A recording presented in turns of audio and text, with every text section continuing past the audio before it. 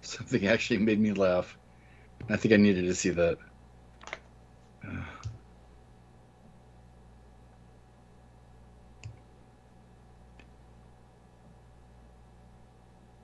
Good chance you guys probably already saw this, but I'm going to post it here anyways.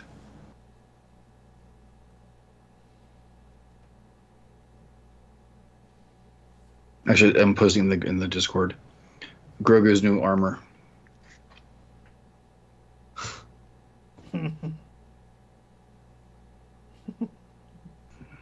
I needed that. It's been a crappy day.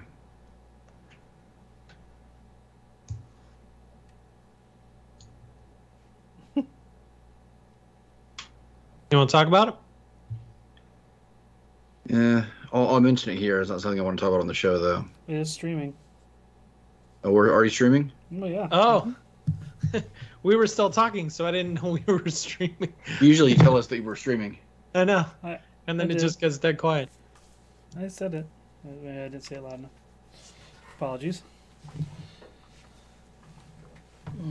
Now it's quiet. And now it's quiet. Just so I can make sure that I have my windows set. There we go, recording. Yep. Okay, I'm ready when you guys are. Cool. Hold on. I like the little badge in the center too. It's nicely done. Thanks. Spared no expense. I still haven't watched that trailer, by the way. Trailer? Which Jurassic trailer? Park? I haven't had a chance. Out of principle or time? Time. When I posted in the Discord about it, I called it a Jurassic World DLC because it really does not feel like a new movie. It really just kind of feels like DLC for a pre-existing franchise. What is the plot supposed to be exactly? Well, because in the second movie, all the a bunch of the animals were released into the wild, kind of like free on their own. Yeah, I think so. I'm taking back over the planet, essentially. Or yeah, so I'm assuming that they have settled in to create like what would be a natural habitat for them, and I think that other people are still playing God with the animals. But that's just a guess based on the trailer. Because what else would you do in a movie like that? I don't know. All right, I'm ready when you guys are. You guys set? Yep. Wait, no. Yep. Get all my coughs out now.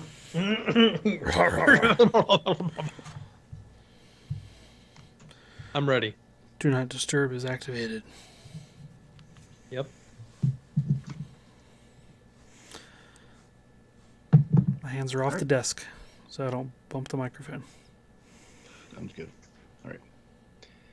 Hold on to your banthas. You are listening to the Makings Podcast, a podcast for makers, families, and geeks. My bantha's bigger than yours.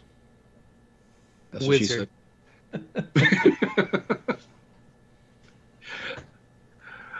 What's up, guys? How you doing? Good. Doing well. How are you? Good. It feels like it's been longer than it actually has been. I was going to say that too, because I know that we recorded last week, but you know what? We recorded a day early, so I wonder if that's why it's one extra kind of day. messing with me. Yeah. It was actually kind of nice recording a day early last week. I thought so. It just threw it off in a good way. It did. It did. How's the weather where you guys are right now? Today was nice. It turned from winter to spring in the course of like 29 hours. So now it's 60s and 70s. It was 85 here today. And it'll be that temperature for the next few days, and it'll go down to the high 70s. But so it kind of messed with me because the weather started getting really warm last Sunday. But last weekend I was in Big Bear, which is our kind of like our local mountains here. My wife had won a Airbnb giveaway, so we won a weekend in Big Bear at a little cabin, And what's cool is part of the perk of the giveaway was a basket of like baked goods from a local bakery, which I think that the owners of the Airbnb are family with, and also a Nintendo Switch Lite. Wow. So yeah, so we won all that. Dang. But in Big Bear, it was cold. It's some of the coldest weather I've been in, aside from New York, during New Year's. It was in the low 30s, I think. Wow. And it was kind of cool, nice being in that weather, and enjoying it, staying cozy. I bought my first ever pair of what I would call cold weather pants. They have like the interior fleece lining. I've never owned a pair of those before because I've never had to own a pair of those before. And it was just kind of nice and cozy. The cabin was really small, kind of similar to like a studio apartment setup, but it was great. We went out to the lake Sunday morning, and half the lake was frozen, but the wind had broken a bunch of the ice and pushed up against the shore. So you can see like all these sheets of broken ice pushed up against the shore. It looked like broken glass. And if anybody's follows me on Instagram, you could see me taking the ice and throwing it and just acting like a little kid. And I could have done that all day. It was so much fun. But we came home on Sunday from 30-degree weather to 75-degree weather. And that was weird. Like that big of a shift within an hour. So, yeah, so that's pretty much all I have to even say about the last week. What have you guys been up to? Last weekend I also went camping at a cabin with a couple of members of the community, from the maker community. That was pretty fun. We rented a nice place in Southern Virginia. There are other cabins in that area as well that kind of overlook a lake. And it was fully decked out with a kitchen, and it wasn't like super huge or anything, but we brought a television, as you do when you're roughing it. As you do. And hooked up the Switch dock, and each person, there's 4 of us, and we each had our own individual Switches with different games and stuff on them. So we were like syncing multiple controllers to multiple Switches and swapping out games, and it was a lot of fun playing some of these things. And played some board games. And what else? We played one called, I think it was called Forbidden Island, I think it's called. You're familiar with that one? Where the whole thing like shrinks? Well, I have the game, and I don't remember if it's Forbidden Island or Forbidden Desert, because they're kind of like cousins, I guess, or whatever. Have it, never played it. I haven't played it yet. Have you ever played Pandemic? Are you familiar with that game? I own it. I have not played it yet. All right. So we used to play Pandemic a lot before the actual Pandemic, and we haven't touched it since. Too real? Yeah, it did. We have never touched it again. And we have like one expansion I think we bought right before the actual Pandemic, and we never even played it. But we used to play the original one a good amount. And then we played Forbidden Island. I think that's what it's called. And it's basically a clone of Pandemic. It plays just like it, with the exception of the entire map. As you play, there's mechanics that basically the entire island is like sinking, and different locations within the island have it. You can like shore them up to like prevent the flooding, but like basically the whole game is like playing against you. It's cooperative, and the entire thing is like basically you're losing parts of this island constantly, and you're having to like coordinate. Each person has a different role. Some people can, like, there's a diver who has like different abilities in the water, and there's researchers, and like there's like a pilot who can like airdrop things. It's really neat. And basically the whole thing is like constantly shrinking, and it felt kind of like Jurassic Park. How like the dinosaurs are like encircling you. In this case, it's like water, and it just felt like a sense of claustrophobia, which was really cool.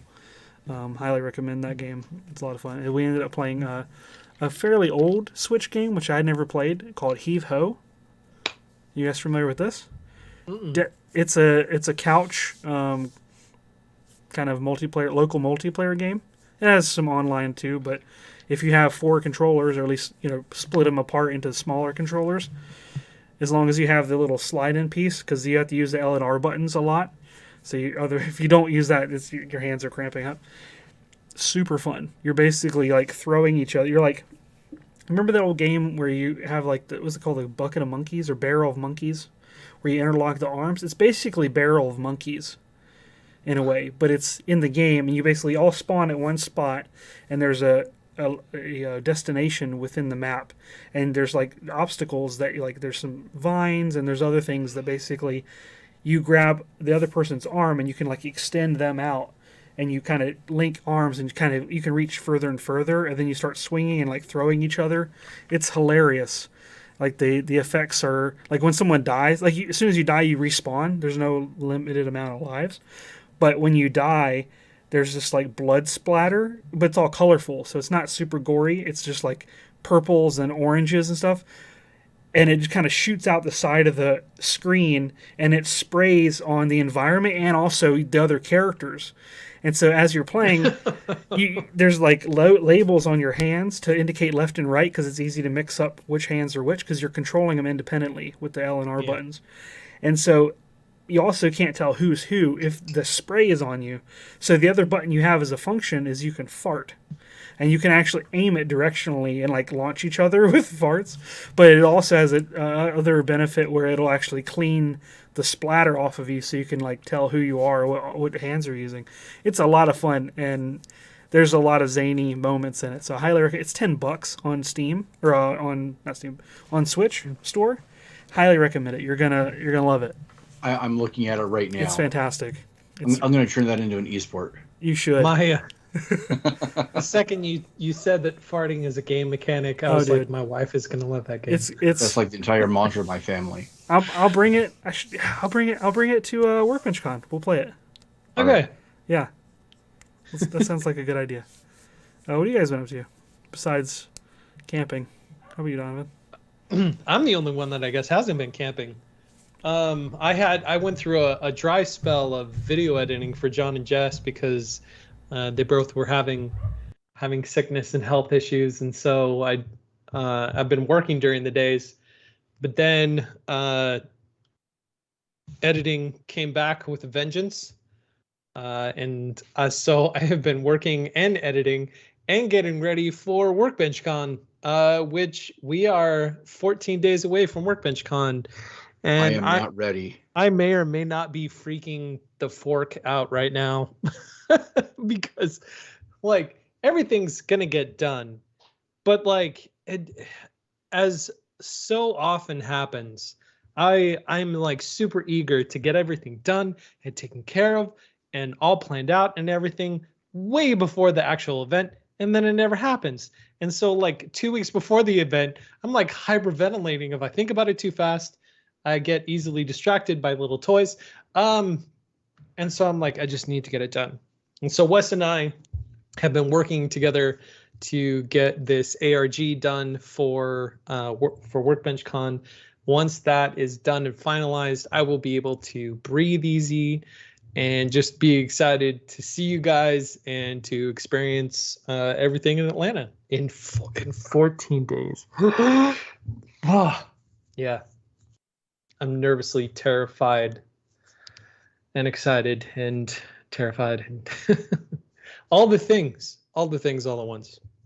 But I've been so busy that I'm like, I really need to just sit down and work, trudge through it, get it done, and relax. So I'm not putting myself under this pressure of the deadline that is looming. Very close. But I am excited to see you guys. It's going to be totally awesome. 14 days. And for anybody else out there that is going to Workbench Con, let us know, because we would love to say hi. I've been watching on social media. There are a few people that have not been to Workbench Con before. This will be their first time, so it'll be the first time meeting them in person. So that'll be exciting. So let us know you're going to be there, so we can make sure that we say hi. Because honestly, like, I love our audience. Love your faces. You guys are awesome. But I don't necessarily know the face with the name or the name with the face or outside of your username. And so you may have to come up and introduce yourselves to us. Just putting that out there. Yeah. There's a lot of people that we won't recognize IRL, so we want to be able to put the name to the face. Especially since we're only going to likely see half of the face, I would imagine. Make it even more challenging. It'll be something like, something like this. Yeah. Looking around. Have they put out like a, I don't know, like a list of everything that's going to be needed and required? And They have just one comment about proof of vaccination required or something, right? Or Which I don't know test, how right? they're going to Or a monitor negative that. test. I don't know if that's Workbench Con's policy or the hotel's policy. I don't know. Especially with all these states dropping mask requirements now. And not to put our group down, but I know that we have some very opinionated people in the maker community about those things. So I'm hoping this is not too much of an issue. Yes. Yep. Also, I want to add, if you keep hearing a yippy barking dog, we have a new puppy, and I have a very sensitive microphone. They're another floor away from me, so if you hear him, I apologize, but I'll try to mute when possible. Remind me what kind of dog it is? Is it a lab? They're not entirely sure. So his name is Cosmo. I think I mentioned that before. He's based on the Guardians of the Galaxy name. He is part. They think he's part Chow, part lab, but I don't see the lab. I think he looks more like golden retriever mixed with a Chow. So he's like not super long hair yet. I think a lot of it's like puppy fuzz, but he's getting like long and slender, or more slender than a Chow. I usually think of a Chow as like being more like, obviously it's mostly fur, but they're kind of a little stockier from what I remember. And he's like leaner. So I don't know. As soon as everything's finalized with him, which should be next week, as far as all of his final shots and being neutered, because we're getting him as a rescue. That's part of their policy. We'll get a swab and send it off and see what he really is, because we're sort of curious. But he's been doing really well. It's been a lot of fun. He's super mischievous. As I said last time, he gets into everything. He loves dirt clods and just random like sticks and stuff that I have to pull away from him and give him something else. And we're doing puppy training classes every week, and it's a thing. That's cool. Yeah, keeping us busy and on our toes. It's like baby proofing, but worse. We hadn't had a puppy. Chewing, right? Yeah. We hadn't had a puppy in like 16 years. My wife and I, so it's a new old experience. 'Cause Loki was 4 when you got him? Right, yep, that's right. Mm-hmm. Yeah. Well beyond puppy phase. Yes. They're getting along really well. I got some cool videos of them. They're like howling and talking to each other. I saw the video that you posted of Loki and the Meow Man. That was actually pretty funny. I'm the guy just tempted to throws make the package. Yeah, I'm tempted to make like a sub channel or like his own Instagram or something like that, and just break them out, because we're seeing more and more of these videos, and because we never really noticed he doing that before. So I think I'm up to like 6 videos, and the one you're referencing. So there's one where there is a Amazon delivery guy, and he's like, "Oh, hey buddy, how you doing? You're lounging out in the yard. Oh, you're such a good boy." And then it cuts to the next person, and it's like a FedEx driver, and he's like totally spooked when Loki comes around the corner, and he's like, "Oh," and he shows him backing up out of frame, and then perfect comedic timing, like 3 beats later, the package, which is luckily just a document, comes sailing from out of frame and lands like on the stoop of our porch. It was hilarious. I need to put that on my Instagram story or something so other people can see it. But Yeah, you should. yeah, if you guys think I should make a separate channel for him, let me know. I'll do it.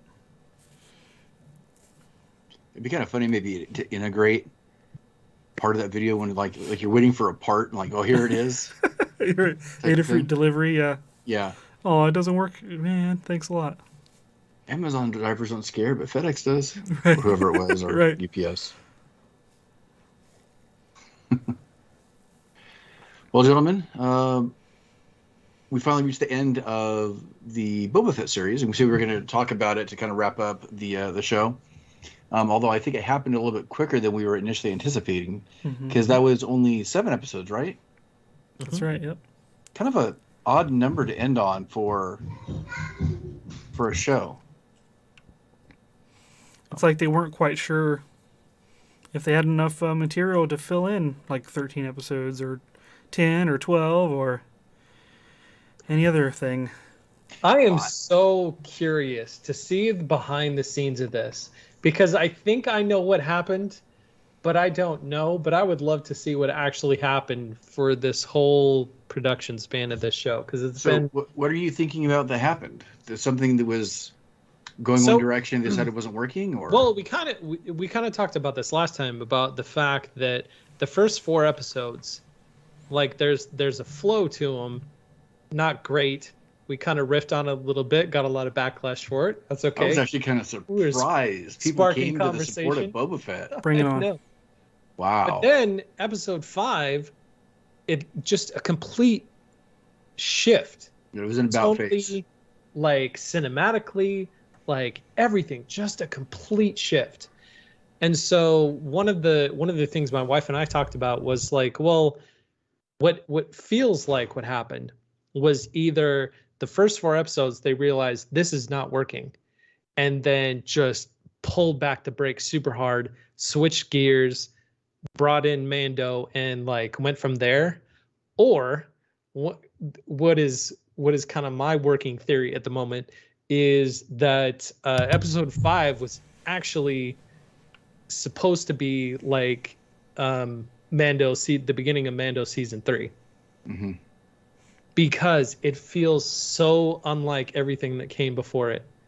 Especially with Fennec Shan dropping in at the very end of that, it felt like kind of like a tie-in kind of cameo that would normally be in a separate series to link that storyline with this one. Yeah. I'm not sure how many reshoots or how they had to massage the story in order to get the last episode to make sense. But it's so funny because it's like episodes 1 through 4 and 7 all feel like the same threaded plot line. And episode 5 and 6 are this like out of left field, completely tonally different episodes that were amazing. I have like such a huge respect for Bryce Dallas Howard now because oh my gosh, those episodes were fantastic. But they were just so different. Maybe she should have directed solo instead of her dad. Oh, I know. Ron Howard Byrne. Opie Byrne. But Opie Byrne. So I guess we didn't clarify this in the beginning. If you haven't seen the last episode of Boba Fett, you should probably stop now because we are going to talk spoilers because there is a lot that happened in that episode and in the after credit scene. There is an after credit scene, so if you haven't watched it yet, watch the after credit scene. You've been warned. What did you guys think of the last episode? So first of all, I want to state. Sorry, the last 2 episodes because it's been Usually it's a family tradition that we watch the Star Wars shows or Marvel shows on Sunday night. But I made a big point to my family. We need to watch it, last night so we can talk about it on the show today. So thank you. You guys should feel special. Absolutely. And all of our listeners should feel special too, so we can bring this to you in a timely manner. That's all right. I can't talk. I just saw Spider-Man like 2 weeks ago. So but you know what, getting out to see a movie, we have to look at that being a little bit different because movies we're not always on top of, but TV shows tend to move a little bit faster. Yeah. So for episodes 6 and 7, do you want to talk about them separately? Actually, we probably should. Yeah. Because I was about a day or 2 behind watching episode 6, and everybody was trying to be really nice and considerate and not posting any spoilers. But not everybody, a large majority of people said that it's one of the best episodes they've ever seen. Not just Boba Fett, but of a lot of different things. And I think we should talk about that. Did you like it, Donovan? I would have guessed no based on prior. So we're talking about episode 6. Yes. Yeah. Episode 6 was very slow. Very slow. Again, complete tonal gear shift to everything else that's happened. It was very slow, but it almost seems like it called for it in a situation. I'm not saying it couldn't have been done better. I'm just. Yeah. It's. I enjoyed episode 6. Episode 5 and episode 6, I really enjoyed. Honestly, if they took those 2 episodes, made a movie out of it and called the Book of Boba Fett, I would have loved it. Left out episodes 1 through 4 and episode 7. And left out Boba Fett. Yeah. The Book of Grogu. Yeah. The Book of Grogu. The Grogu Chronicles. Yeah. I think it would have been great. Episodes, yeah, but episode 6, it was super slow because, like, everything that happened in episode 5, you know what's going to happen. My kids knew what was going to happen. He built a plane, and there was a spot for an astromech, but they filled it up, and they it's like, oh, it's a spot for Grogu. Like, you know what's going to happen, and so because you know what's going to happen, them trying to like draw everything out, it felt so like just needlessly stretching. But other than that, like the cinematography and whatnot, I thought was great. Luke looked fantastic. The lookalike, as I've heard them refer. They refer to it on set, I guess. Looked fantastic because they hired that YouTuber to come in to be the head of deep fake. Albeit, I didn't think it was still like there yet. I think it was way closer. Don't get me wrong, but he still didn't have any expression. And some people are like, "Well, he's a Jedi Master. He's not supposed to have any emotion." I'm like, he didn't really like any still shots looked spot on, but just something about he just didn't have, like, they would cut away a lot on purpose so they wouldn't have to show his face because I think they knew that like it wasn't quite there yet. I could be way pickier. It wasn't cringy though. It wasn't cringy, but there's just he could have had more movement in his eyes or eyebrows or smiling or something. It just a little more robotic than I would have liked. But it's nice though that we're at the point where we could just kind of squint a little bit and it's perfectly fine. Yeah. It was not just like a Tarkin or a Leia by any stretch. It wasn't as good as Egon, but I mean, there's nothing as good as Egon. You think so? You think it was as good as Egon? It's hard to say because he spoke and Egon did, and it's sort of hard to compare them. Well, no, I actually just don't think I don't think it's fair to compare when one is live. Well, not live action, but one other one's like special effecty. Yeah, that's fair. Yeah. I think it's still done like equally as well, but yeah. I think it had to be a little bit slow. I think it was specifically supposed to be a kind of like a direct opposition of the fast pace of Tatooine, Mos Eisley, and everything they were doing there. And here's like this peaceful, tranquil Jedi scenario. I liked it. There. I don't know how far ahead in kind of the review I want to kind of jump, but in a small, as much as I kind of geeked out like most other people did, in a small way I didn't want to see Luke again. In a small way, I actually didn't want to see him again, because is it just another incident with him, or is this going to be something they use more and more? I don't know what to make out of. And for anybody not watching the live feed right now, you should have seen how far Donovan rolled his eyes. It's like almost legendary, but I don't know what to make of the intention of this and what storyline they're trying to tell, because it's like all of these little breadcrumbs and things that kind of pull you in, and I don't want to attach too hard because I have a feeling that this is going to be not utilized the way that I would hope. Well, I think because I'm selfish. I think where we stop, we'll go back to the ant droids. Like I thought those were super cool where they're building the temple.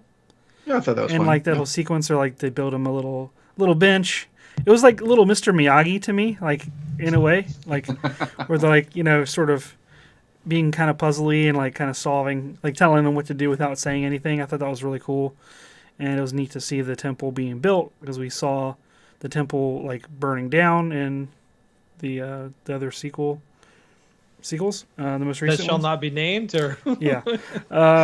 Well, you saw it in flashbacks in some of the other ones too, but yeah. I thought that was really neat, and I would imagine with the Ahsoka stuff coming up soon that they're going to show more of Luke with her doing temple stuff, because there's still a giant gap of time there, and you don't know. Well, Ahsoka leaves because she's teaming up with Sabine to go find Ezra. Thrawn. Okay. And Thrawn. You never seen Sabine yet in the live action, so they still have to introduce her, right? Yeah. Because Because, like, yeah, you have... Has that been verified, that that's kind of the thread? I would think that they would use her more in the Jedi Temple stuff, because there's only so many Jedi, and it would be silly to not have her helping there still, especially since she's already been there. So the whole thing kind of turns me on my head a little bit. Yeah. Because, so I'm somebody that has not followed a lot of what they call legend now, or even previous canon and comic books or whatever else that was ever established.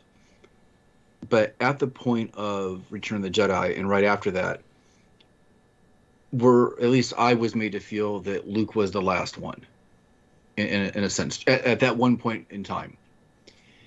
But seeing him there with Ahsoka changes that feeling. And I don't know if that was always the case, but it changes the way I look at the entire situation, and that, I don't know, it changes like the emotional feeling from Luke, I guess. I don't know what it is. You know, I kind of agree with you, because in the last episode of The Mandalorian, for season 2 of The Mandalorian, Luke got his swan song, I think is the exact words that you... Yeah, and I thought it. that was it. I'm like, oh, that's perfect. Luke finally being the cool Jedi that, like, we always wanted him to be. There was that scene, and if it had ended there, like, it would have been great. But now we have... It's too unresolved now, in a way. Yeah, there's no bookend.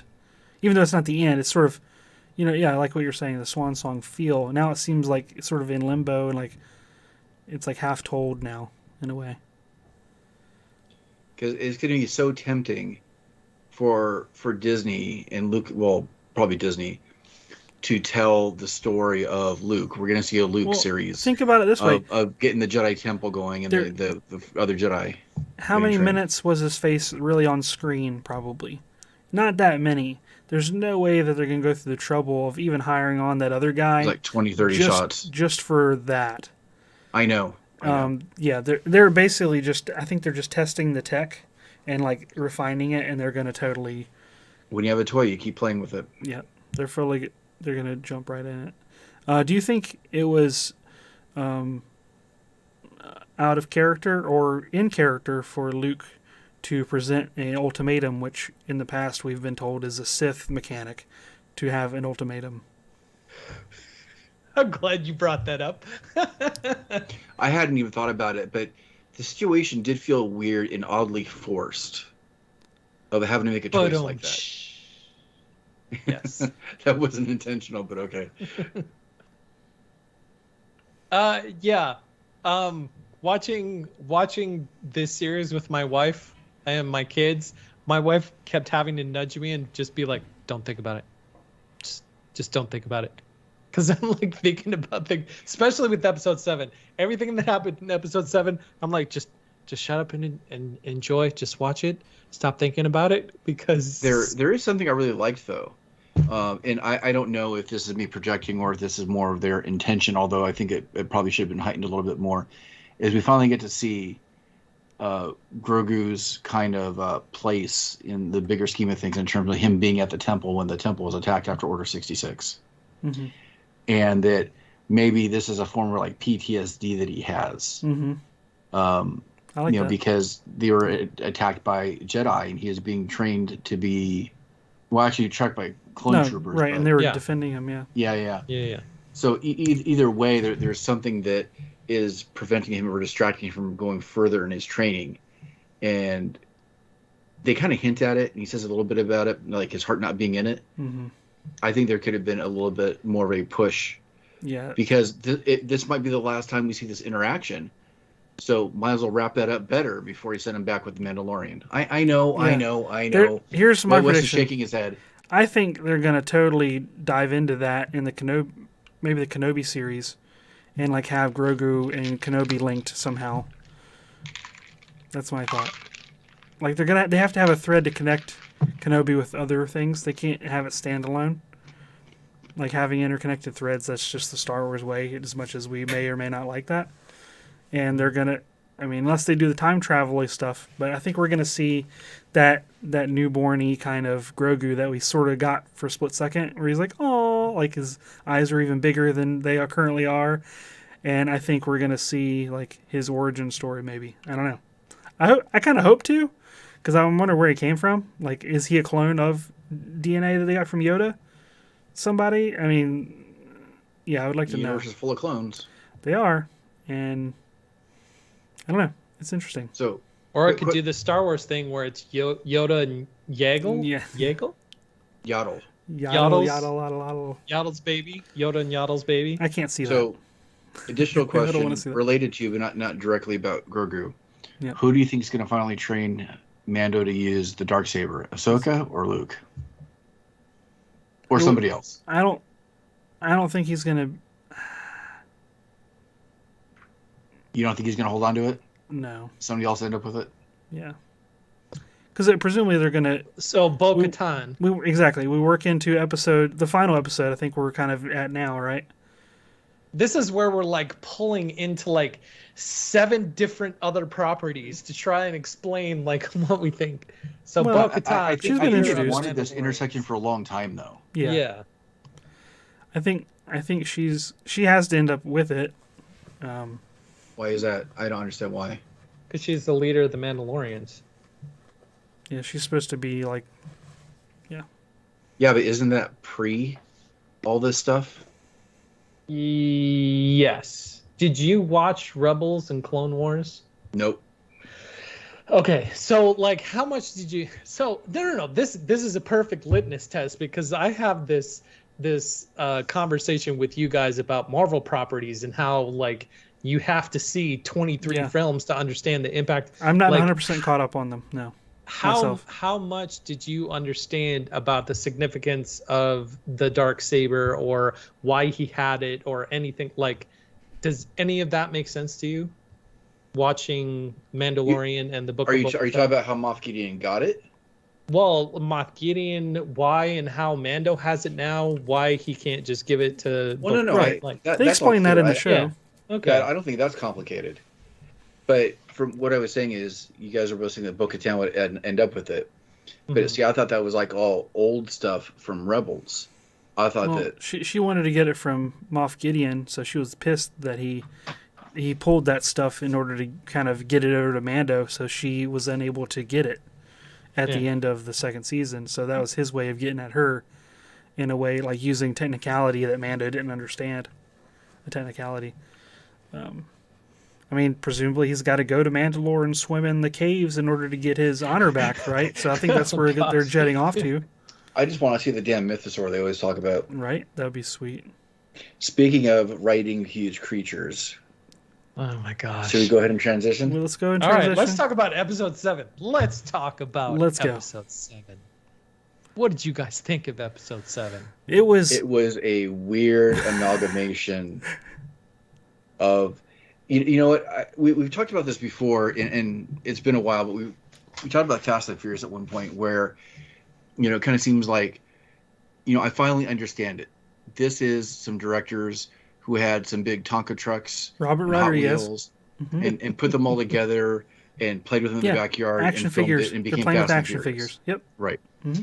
So episode 7 really reminded me of being a 7-year-old kid in the great room of my grandparents' house with the Rancor and other things and just creating my own little fight and battle. That's the way it felt. And I thought I liked it. 7-year-old me loved it. It had really cool moments of awesome sewn together by a shit show. It was like weird. The stuff it was between like the cool moments. floss. I'm like, what are you doing? Why are you choosing to do this? This doesn't make sense. How did you not know? Like, I was getting distracted by just like logic gaps between dental the things. Floss was holding it together. People and would like, disappear, and I don't know where they went. Yeah. I'm like, okay, where did they go? Where'd they come from? And rationale of like characters. Like, I still don't know why Boba Fett. Like, they didn't explain any of his motivations for any of this stuff. He's like, they're my people. I'm like, no, they're not your people, dude. And like, same thing with the biker, the mod chick. She's like, we got to save them. I'm like, why? You were like basically a swamp rat or a street rat before, huddling around a fiery trash can where no one cared about you and you stole water. Now you're trying to save all these people? Like, I don't understand, like, the motivations. And even, like, Bane, like, when they end up in, like, the little shootout or whatever in the street, he's like, I don't understand your angle. What's your angle? Okay, characters from the literal show don't understand WTF is going on. Okay?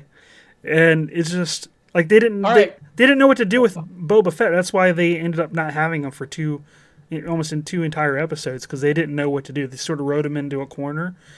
And they're like, well, we told his backstory already with the 2 timelines now converging using the stupid tank narrative. And I'm like, I don't know. I just don't really get his motivations for, like, he's anti-drug now, I guess. And, like, he would go into all these different situations on Tatooine, which he's an infamous bounty hunter that even Darth Vader knows that he's good. He's more prone to, like, vaporizing people than, like, asking questions, right? Like, if Vader knows him, everybody's got to know him. But no, a couple years pass, and no one knows who the heck he is. There was, like, a supercut of him introducing himself. He's like, I'm Boba Fett. I am Boba Fett. I saw it on YouTube, like, just, like, all the times he introduced himself on the series, like, he shouldn't have to. People should have reacted to him, like, I thought you died. No one even cared that he supposedly died. No one noticed he was missing. Like, these are supposed to be, like, underbelly, like kind of warlordy kind of people. Like, the people that he used to supposedly, like, do business with and around. Like, even Bane wasn't surprised that he was still alive. Like, he's just like, hey, how's it going? I don't know. The reactions were super weird. Boba Fett. Ugh. Anyways, go ahead, guys. Speaking of Cad Bane. Cad Bane was awesome. I thought the character was really cool. He was the highlight for me. I thought it was pretty ballsy bringing him into live action. And they did a fantastic job with his face. So it was just the teeth, how he's, like, talking without moving his teeth. Huh? I thought the voice was great too. Yeah. But it's weird though, and I don't know if you guys have the same perception, but there's a couple scenes where Cad Bane was in and talking, and the voice and the presence just seemed to overpower anybody else in that scene. Yep. So much so that it made the other characters and other performances seem kind of comical, crummy. Yeah. When he's talking to all the leaders, I'm like, these little schmucks. Yeah, that's what stood out a lot to me. Ugh. Yeah. So we'll talk. We're kind of skipping around in this episode, but I've talked enough. You guys, help me out here. I think Donovan's processing. Oh no, I'm not processing. After watching it and trying not to think about it, and then think about it, and then sleeping on it, there's nothing more to process for me. I know what I think, and that. So when it comes to Marvel, and when it comes to Star Wars, whenever the storytelling isn't good, I no longer see it as a movie or as a TV show. All I see it is a really glorified toy commercial. And that's all I see it as. I no longer see it as, like, film, so to speak. And, like, episode 7, I was like, this whole freaking episode is one big toy commercial. Why is a guy who can fly and is a sitting duck riding a Rancor? Because it's going to sell toys. Why does the biker gang ride Rainbow Vespas now? Because it's going to sell toys. Like, they were callbacks to other properties. Did a pretty good job, and probably did better than Blasters. I know. Yeah. But, like, the whole episode, it was so bad. It was so bad that I'm just like, this is just a toy commercial. That's all this is. It's not even a story anymore, because there's no coherency, there's no cohesion, there's no character development. No, it's not even a story anymore. It's just a toy commercial, like you said. So maybe but I don't think it's actually that simple, like, because we were already talking before and establishing that episodes 1 through 4 were heading one direction, and they had to either pivot or bring in something from another production, which is your idea that episode 5 was actually episode 1 from season 3 of Mandalorian. But I think that last episode was them trying to patch up things that were not originally set. So I think that feeling is more a result of that, and not just selling toys. What's weird is I actually don't think a whole lot of toys are being sold anymore. for a lot of this stuff. I think there's collectibles maybe, and there might be some other merchandise, but I don't think toys as we would remember them in the 80s. I think it's different. I don't think well, it's like, okay, maybe not specifically toys, but like you got to think it's an IP. There's toys, there's costumes, there's a Star Wars experience at Disney World. There's like the whole everything. Well, everything's synergistic. There's no argument there. Yeah. But like it was so funny because like my son, who's 7, was sitting, right next to me, and he's like, why is Mando riding a Rancor? Not Mando. Why is Boba Fett riding a Rancor? I'm like, because it'll make a good toy. And my son was like, because his sister did I want one. And I was like, there you go. There you go. Well, there was an actual story reason for it, though. They had foreshadowed it. I know. A couple episodes before, and you have the whole mythosaur thing that the Mandalorian used to ride the mythosaur. So there is a little bit of a justification for it. I know, but it's so funny because if you go back and if you watch, how do I explain this? So I'm part of like filmmakers groups here in Tulsa because of my time and experience in the film industry. And one of the conversations that they were having online recently is, what is the difference between a videographer and a cinematographer? Because being in the industry, they would get that kind of question. There's a lot of posts going around that actually are talking about the distinction. Oh, really? Yeah. Oh, okay. Yeah. So it's something that people are talking about, because there is a difference between a videographer and a cinematographer, whereas a videographer is someone who operates a camera, and a cinematographer is someone who tells a story visually. Like there is a distinction. So when you look at like episodes 5, I think specifically, that is cinematography. The way that they were telling the story of Mando, of the ship, like of everything that was going on visually, without having to rely on action to drive the plot forward, that is filmmaking. That is a cinematographer. That is storytelling. Whereas episode 7, it was relying on action to drive the plot forward without any character development. Like you were saying, we didn't know what their angle was or why he was doing what at the point, like all of it. And so there is a huge difference between, just in the same series, between like episode 5 and episode 7. One is filmmaking, the other is just, like I said, a toy commercial. So there's a huge distinction, I think, and it's unfortunate because it was just weird. Even watching it was just weird. Like they relied on slow motion every time somebody fell, which I was like, it pulls you out of that experience. Like, oh, somebody else, it's slow motion, somebody else has fallen.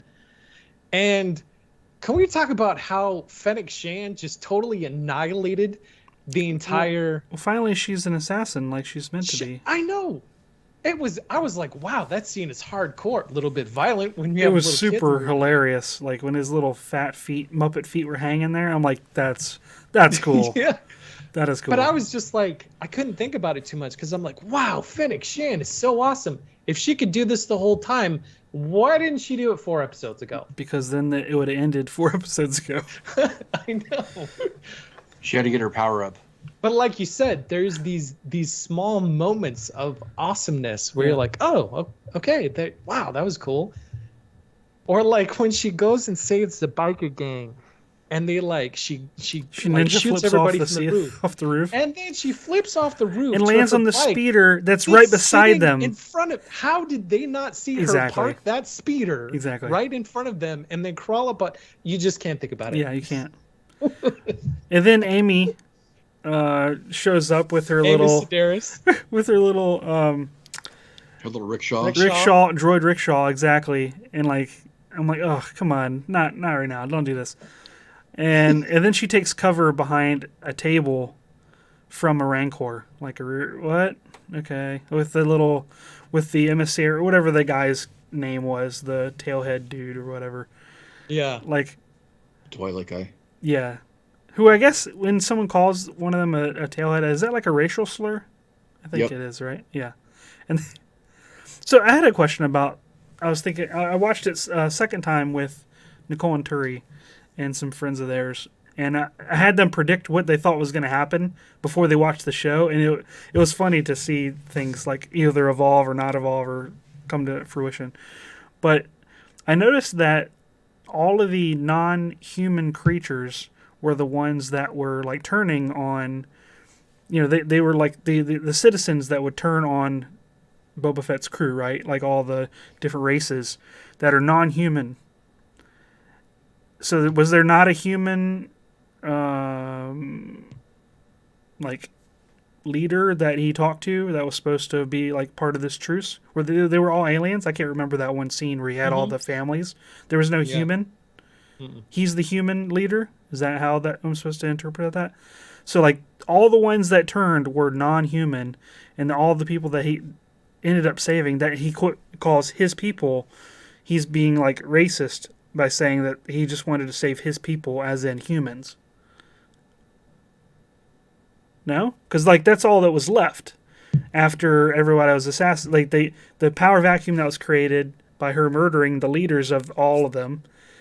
And they ended up fleeing, I guess, after hearing that their leaders died. And like, I don't know. And it was just all humans. I would want to think that that's coincidence. It's actually a really good observation. It's weird. It is, and I would like to think that that's coincidental. Yeah. And not overly intentional. Yeah. Well, Cranston stayed. He's Wookiee. He is, but he's the only Wookiee. He's the outlier for this. They were all. I looked and like the people cheering, and like as he's walking down the street, they're handing him melons. They're all human. There wasn't a single alien species that I could see. There might be some subtext, but I don't think it was entirely. Well, I can't say what's on their mind, but I would guess it's coincidental. Although who knows at this point? And and clearly Bane is not dead. Correct? What? You heard the beeping, right? No. Cad Bane? Yeah. So after he's laid out in the street, it took a long time focusing on his body, and the only sound you heard was a beep, beep, and it coincided with a little red light because he has a contingency plan for everything. I assumed he wouldn't be dead anyways. I don't think Disney wants to make the Darth Maul mistake again. Although that wasn't Disney that did it, but I mean, they didn't have any problem shoving two pig dudes off of a cliff, but well, yeah, there's always more. Which I'm happy. I'm happy that he's not dead. But some people just saw or didn't pick up on that. Yeah, I didn't pick up on that. Yeah. I missed it too, but I assumed anyways. I mean, without even hearing that, I assumed he wasn't, just because the way it was kind of shot in that end. I mean, he pretty graphically like stabbed the dude. So like you're like, no, I know, but I mean, you watch enough TV or film or whatever, and if something is held 1 second longer, exactly, that there's another intention possibly there. Right. There's no death rattle. There's no kind of like final gasp or whatever. I don't know. Right.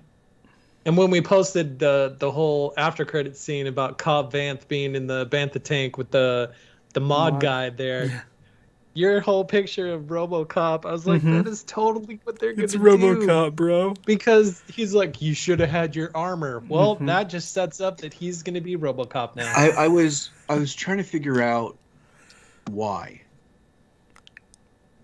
What? That's a dangerous question to ask, man. Well, from your point of view, because I mean, you're so cynical about everything that nobody dies. But I mean, I was trying to think from more like a practical point of view. I know that what do they gain from a featured story in the comics. I know that he's had other story responsibilities, but why do we have to tread over this same landscape again with another damn story? It just, I want to move past Tatooine for once. I know. Donovan's like shaking his head like really emphatically up and down. Yeah. I get it. It's kind of like there's like a weird gravitational pull around Tatooine where all this stuff tends to happen. But there's so much more that they've already established that we want to see. I don't even think we have the screen time to afford to kind of come back. I mean, Cobb Vanth was okay. He served his purpose in the story, but I don't find him that interesting. Of Freetown? Yeah, unless I'm missing something. Freetown, I know. Ugh. I just thought the best story of that bunch was already told in the Mandalorian. Yeah. episode during season 1. I forget which one. Season So 1. clearly, Season 2. Mando's going to come Season back 2. to interact with him at some point. Yeah. So like all these little NPCs to interact with, I guess, along the universe. I don't know. Yeah. Do you guys like the Grogu tapping on the window? I thought that was cute. I like that. Punch it didn't. again. You didn't like that? It's like a toddler. Do it again. Do it again. Let's go. Yeah. I mean, Push them in a shopping cart. You guys never like ran your kid around the store like all crazy? So it's completely I guess in a selfish manner why I didn't like it, and it's mainly because I thought that knocking on the glass had a different intention at first. Right. Of like, let me out of here, because I thought he wanted to be closer to him. Right. I think that was the intention was it was to be ambiguous. like sitting on his lap, kind of. Like, are we there yet? Are we there yet? Are we there yet? It could have been anything. Am I in timeout? Why can't I be up there with you? Right. No, he wants to go faster. Because we set this up already in episode 5. That's your spot. Right. It is kind of weird, like watching all of this and trying to figure out where they're gonna go. I mean, there's no way to, with Star Wars. There's no way to guess. But it's like casting Andor as the next series to come out, right? No, Kenobi, May. They already released the image, like poster for it. When is casting Andor supposed to come out? Hopefully never. Hopefully never. Yeah. So Okay. is Andor going to be the one that smuggles Grogu out, like underground too? I mean, is that going to be the link? Well, that's what I was curious about, because I thought that was the next series that was going to be coming out after this, and so I'm like, how are they going to have like Mandalorian and then Boba Fett and then Andor? Like, there's no common thread, because it's like, I was just gonna say, I wonder if they have like a unified storyline in mind, because Ahsoka, we know how Ahsoka kind of relates in a way. Kenobi, I don't know. That has to go back in time a little bit. Mm-hmm. Andor has to go back in time too, because he's dead. Yeah, that's right. Yeah. Well, I mean, so is Luke. Not that means So anything anymore. But yeah. Yeah. Wes is looking it up. You're looking it up, right? No. Oh no. What am I supposed to be looking up? When I it takes place? looking up like what, it would have to be what before. the next property is. No, So I'm 100% sure it's Kenobi because I saw the poster. I have to admit though, I felt really dumb at this point during episode 6 when Ahsoka says something about Luke's a family friend. Yeah, I didn't immediately get it. No, I didn't immediately get it. It wasn't until later I'm like, oh yeah, that's how she knows him, or I guess knows of him, which would be kind of interesting to see how they connected after all this, because she wasn't around during the events of Return of the Jedi, right? And she magically appears later on. I don't know. Right. When do they you have to read the spin-off books in order to understand what he's never with that. You know, I do have to say, episode 7, Amy Sedaris' character, when the X-wing comes down, I love that part. and she pulls Grogu out, and R2D2's like, blah, blah, blah. She's like, Grogu? Well, I'm never gonna call What the you hell that. kind of name is that? Yeah, that was great. That was Like- that was awesome. That is my favorite line from this show.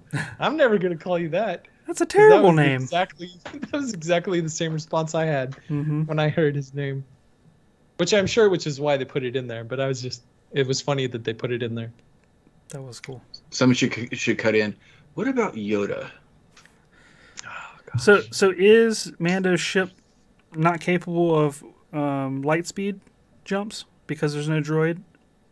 Because they're supposed to do the calculations to allow for light speed jumps, right? Yeah. Is that why his ship can go as fast as practically as like light speed? So they're like That's hyperspeed, not light speed. hyperspeed. Hyperspeed is faster than the speed of light, is it not? It's equivalent to warp, right? The Millennium Falcon doesn't have a droid, or is it because of what Solo established? No, the droid is in the Millennium Falcon. Right, So we because learned that from he put Solo. it in there. Because Lando of Solo, put it right? in there. Okay. Yes. All right. The droid is in the brains of the ship, which is why they can do jump calculations as fast as they can. Yeah. So it's actually the robot that's the good pilot, not Han Solo. Right. So I was just wondering about that, like, because clearly now they've also shown that R2 can pilot the spacecraft autonomously, which I didn't know that before. Maybe that had been done before. I didn't know that he could do that. Maker's Portal made a point that the Razor Crest never had a droid. That's right. How did he do it then, though? Maybe, I don't know. Maybe it was just because of the fighter aircraft. Like The class of aircraft. they didn't have enough space for the full computer, so the droid. The fire spray. Well, actually, Yeah. no, that's the Slave One. Yeah, that which also didn't have a droid. I'm not sure how that works. It's just a different set of technology where the rebels just didn't have. They needed their droid to do it, whereas other ones had more advanced computer systems. I don't know. Or maybe at some point it just got automatically built in instead of having to have a different type of. It's all integrated Machine like an technology. iPhone. Yeah. This would be a moment where my wife would kick me and be like, "Don't think about it too much." Yeah. No, but I mean that's a plausible scenario if it had to be explained. Well, we'll just say that that's the case. Yeah. If you have the credits, you could buy a module that'll do it for you. If you're still with us, by the way, if you're listening to this podcast and you're still listening to this gobbledygook that we're diving into, you are a true believer, and I love you. Yes, It all is. of you. I do have to say something. I do enjoy watching Star Wars stuff because my wife is not a geek. And so like when we were dating, I was very worried that like we wouldn't cohese because I'm a huge geek, she's not a geek, but there are a couple I think things she's a geek in denial. that she geeks out about way more than I do. And Star Wars is one of those. So like she reads all the compendiums, she does all of the lore deep dives. I mean, the that and theory Lord of the videos. Rings. I mean, she's That- in denial. yeah, She's in that denial, Lord of the bro. Rings. I don't know what to tell you. It's fun to watch stuff with her sometimes because she'll be like, oh, so like when we were watching episode 7, the Rancor, and my son was like, well, why doesn't the Rancor get hurt? And my wife goes off on this whole thing how, according to lore, Rancor skin is so hard that it's impenetrable even from like lightsabers, which is why they're such a bad monster. And it's funny because she's saying this, and then the next scene, the Rancor gets shot and wounded, and I'm like, wait a minute. But it is fun to like watch it with somebody who's a big geek about this kind of stuff because of the extra little tidbits you'll learn. So if you have a chance, watch it with my wife because you'll learn a few things.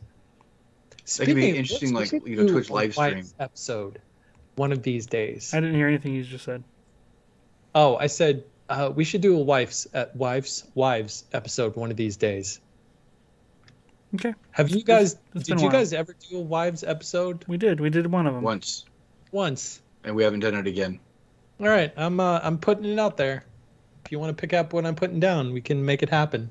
But I think it would be interesting and terrifying and fun all at the same time. If you want to feel 3 buses remember. simultaneously backing Exactly. over us, then yeah, let's do it. Yeah. Again, the terrifying part. I think Anything else to comment on? I can't think of anything else. I'm sure there is something, but I feel like we've beaten Well, this. we've already said I think most of it, bantha. but I still think that the end of the episode felt a little bit weird, just because it felt like a dead stop in some ways. I mean, there's some assumptions of what could possibly come next.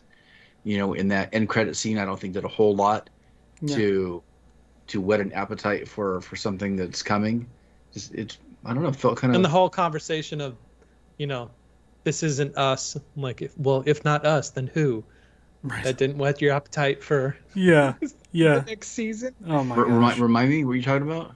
Oh, so Fennec, like Boba Fett and Fennec Shan are walking down the street, and everybody's like bringing a fruit and doing the whole thing, and like right before it goes to credits, they're having this conversation about, this isn't us, this isn't who we are. Mm-hmm. And Fennec Shan's like, well, if not us, then who? Credits, and then Bantha Tank. I thought that last comment was boring. I'm like, really? I know, but it was so funny because it's like, wait, you just spent an entire series Saying why doing it's you. this, and now you're gonna leave? Like, Mhm. yeah, like hard stop. I totally agree with you there.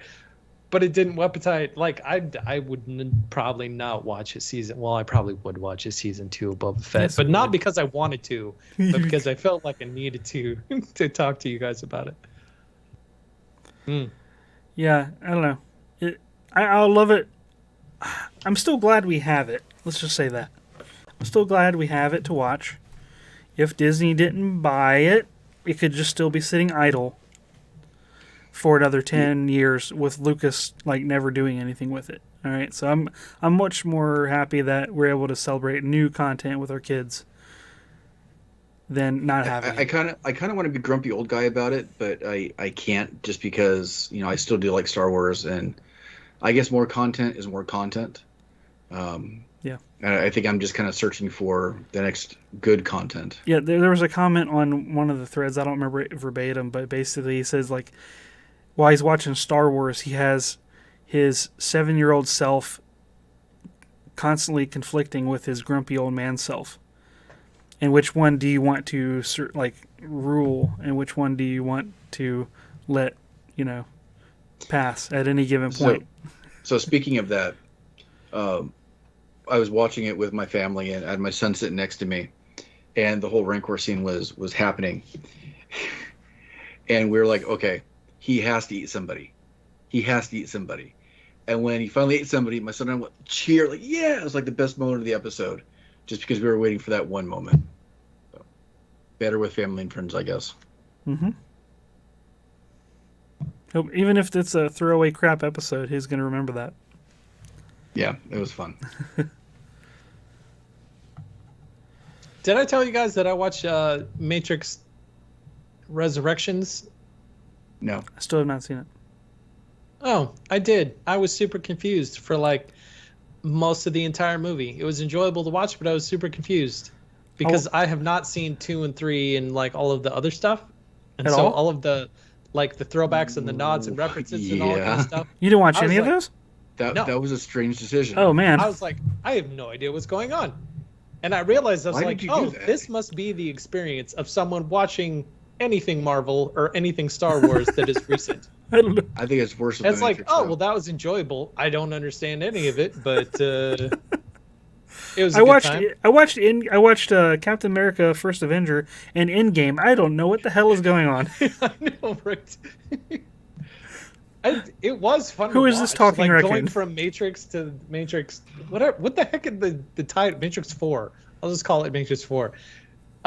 It was fun to go from that one to that one, but again, super confusing because there's so many nods, and so, like my wife had to sit there and be like, okay, so this person was this person that did this with this with. But to be honest, there's a lot of confusion even if you've seen all of them at times. Yeah. Yeah, for some people, yeah. Yeah. Going back to Boba for one split second, didn't you half expect the Rancor to fall over and then Danny Trejo to come out sobbing? Or pull out a machete and go berserk on people? I totally forgot about that. It didn't occur to me, but now I'm upset that he did not make an appearance. He could have grabbed the dark saber and like just wrecked people with it. It's a machete, I'm just saying. Mm-hmm. And I had a technicality question that we can think on. And if you know the answer out there, let me know. If the Rancor happened to kill the Mandalorian, what happens to the Darksaber as far as lore goes? Who can pick it up at that point? If you get killed by a natural cause, let's say he fell off a cliff, or killed by another creature that doesn't care about the Darksaber, is it up for grabs? Is it like a fumble in football? What happens there? Just let us know. Was that the very first sports reference ever on the show? I just read like something about, is that actually, did I use that accurately? I don't know if that's a hockey term or not, but sports ball puck thing. That's great. Yeah. Did I use it accurately? Is it the 7th period stretch? 7th inning stretch? 7th period. I think you said that on purpose. Gosh. What are you guys geeking out about? I am geeking out about The Witcher. I just finished watching the first season, and it wasn't without its flaws, especially with its handling of timelines. Got really confusing for my wife and I at one point, and then it seemed to finally converge at the end. But then we watched the first episode of the second season, and I thought it was a lot better. I thought that it was great. Have you played the games at all? I just bought all 3 games, which means I will never play them because that's what I do with games. I have never read any of the graphic novels or books or any of the other material, but I really like the world. It reminds me a little bit of Game of Thrones, both better and worse. And I think Henry Cavill is awesome as that character. So that is my pick. So kind of on those same lines, but not. The first scenes for, what are they calling it? The Lord of the Rings series came snapshots, out. like screenshots, right? Or whatever. Yeah. Not like just like pictures. Okay, the first production Images. pictures. Yeah, images. The first images for the Lord of the Rings series came out. And I am very cautiously optimistic about that series. I want it to be good. I'm not expecting it to be great because you can't outdo the Lord of the Rings trilogy. Like nothing is ever going to be able to touch that. But if it can be good, then I will love it. So I am like very cautiously optimistic about that whole series. I'm hoping they do the world and the characters justice without trying to be, again, like Game of Thrones, without trying to be like Game of Thrones or anything like that. I hope they do a good job. I really do. It looks beautiful. It really does. It looks fantastic. For as much money as they paid for that property, there's no way they're going to squander that. Otherwise, isn't it like $1 billion? It's like the most. I think it's the biggest media like IP acquisition of all time. It's like billions, multiple billions. I am so torn about the entire thing. Lord of the Rings. I've never read the books. I might have seen the original films when I was a kid or something. I have like vague memories of it. But the movies. Are you talking about the cartoon, right? Yeah, okay. The Ralph Bakshi one. Yeah. That some people still kind of say is like the best version of Lord of the Rings. But the trilogy itself, I don't know why I feel like it's like really special to me, but it's kind of biased too. I'm gonna have to fight with myself to allow this version to kind of exist and give it a fair shake. But if I understood correctly, they're actually not telling the same story, right? They're actually telling before, like formation of the rings, and we're supposedly going to get to see a young Sauron or something. So yeah, it's a different age. Right, so they're not necessarily treating the same. A lot of the same characters. Which, it's going to feel weird, but I think that was a pretty good decision on their part, and not trying to retell what's already been told. I'm hoping. Yeah, I'm hoping too. I'm geeking out about that, and I'm geeking out about Raspberry Pi technology scattered all over my desk right now in preparation for Workbench Con. I got a Pi badge today in the mail that I think is the coolest thing, because I now have an interactive badge that is going to hang around my neck at Workbench Con. So if you're going to be at Workbench Con, come check out my interactive badge that I'm going to have hanging around my neck. That if one of you could print me a case for, that would be fantastic, because my 3D printer is out of commission. But that aside, those are the two things I'm geeking out about. I do want to drop in just a little tidbit of information I looked up just for completionist sake. So they bought the rights for $250 million. Amazon bought the rights to be able to do this. And their 6-episode series cost $750 million to make, supposedly. Holy cripes on toast. The most expensive TV show ever, according to this article. That could be old news. I don't know. Sounds about from what I remember. But so they're not trying to just appeal to Lord of the Rings fans. They're trying to appeal to everybody to get as many eyeballs on this thing as possible, because it's going to be on Prime, right? Yeah. I mean, Bezos had the money to drop, and he must really like Lord of the Rings more than anybody rationally should. Well, he bought it because he wanted to make his own Game of Thrones. Right. Like, specifically, like, he wanted a Game of Thrones series, so they bought Lord of the Rings, which are two. It's so funny because, okay, this is a little divergent. When are we not? So, Lord of the Rings happens. Who wrote Game of Thrones? The George R. R. Martin. George R. I know it was like initial. So George R. R. Martin. So George R. R. Martin, in response to the Lord of the Rings, wrote Game of Thrones to be like an adult answer to the world of the Lord of the Rings. And now, years later, the Lord of the Rings prequels is trying to be like Game of Thrones, which was an answer to the original Lord of the Rings. It's just this weird connection between those two IPs that makes me worry about what this series is going to look like. Well, maybe so, but I could not picture, and I could be wrong, of course, that the Tolkien estate would approve something that would be inappropriate in the manner that you might be referencing, because at one point you referred to the Game of Thrones as porn. I did. Yeah.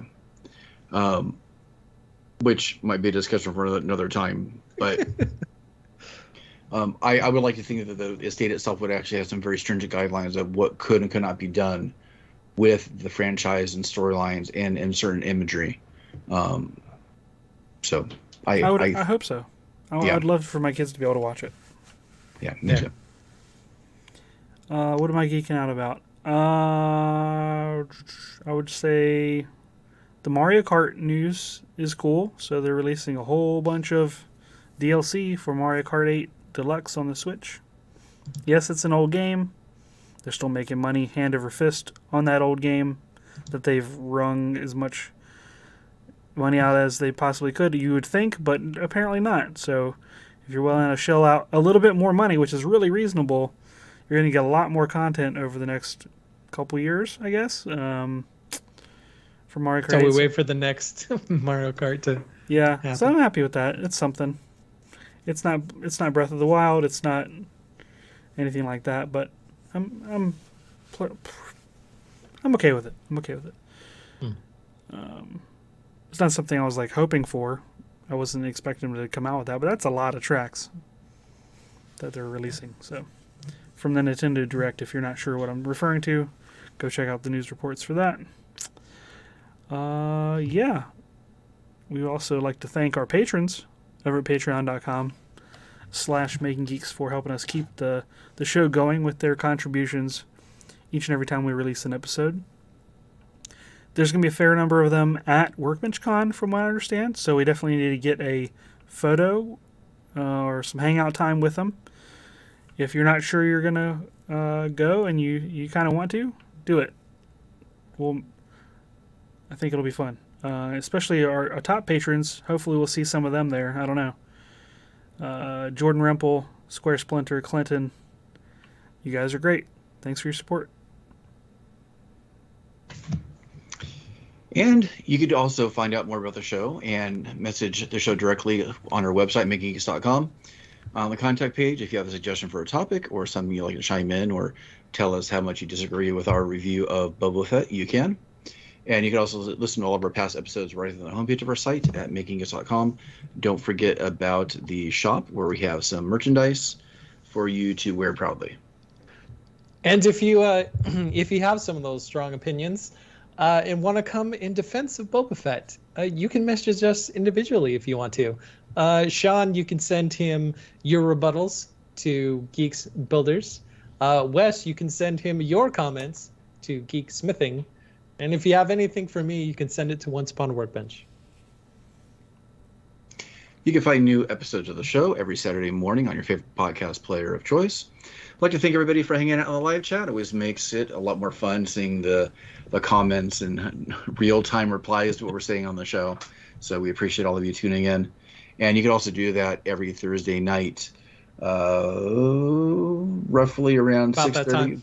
6:30 Pacific time, then you can do the math for the different time zones. So from all of us to all... Whoop, hold on, time out. Do we want to talk a little bit about making fun? At least acknowledge its existence. Oh. I'm geeking out about it. We're going to have Maker Buddies on Netflix. Do we want to like patch, clip, splice this into the... I don't want... No, this is natural. This is how... Okay. There are other longer conversations to be had about this, which we Yeah, may. but as a really Yeah. quick comment, Yes. I'm excited because I feel that it is more attention on a little bit more attention on the maker community, on the things that we do and love to do Yes. in a even wider and bigger format on Netflix, which is Making Fun. That'll be starring Jimmy DiResta, Paul Jackman, Pat Lap, which he's what he goes by, and then Graz from Graz Makes. Do you even know Graz's full name? I don't. Mm-mm. Anyways, Making Fun on Netflix. I'm excited. How about you guys? I'm Yeah, excited. I'm excited for it. My kids are excited. They like the trailer. Yeah. Should be a fun time. Yep. And I think this is going to be the first of many different maker type shows. And I think that we're going to see a lot of our other compadres in the future on shows like this. So That is the hope. Yep, coming out in March. Keep an eye out for it, along with other things.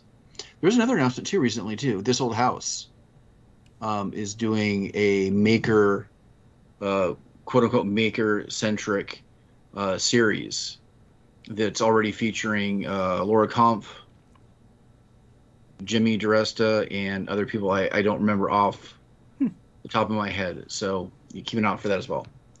John Graziano for Graz Makes. That's his full name. So Man, there's a lot more going on behind the scenes than I even knew about. Yep, and I have a feeling that we'll find out even more during Workbench Con. There's always different shows and stuff in progress. Some stuff that we're actually not allowed to even talk about or say, but hopefully will come to fruition in this next year, and then we can actually kind of like, oh yeah, we knew about that a long time ago, but it's not our news to tell on something. So, from all of us to all of you, have a fantastic week. See ya. See you next time.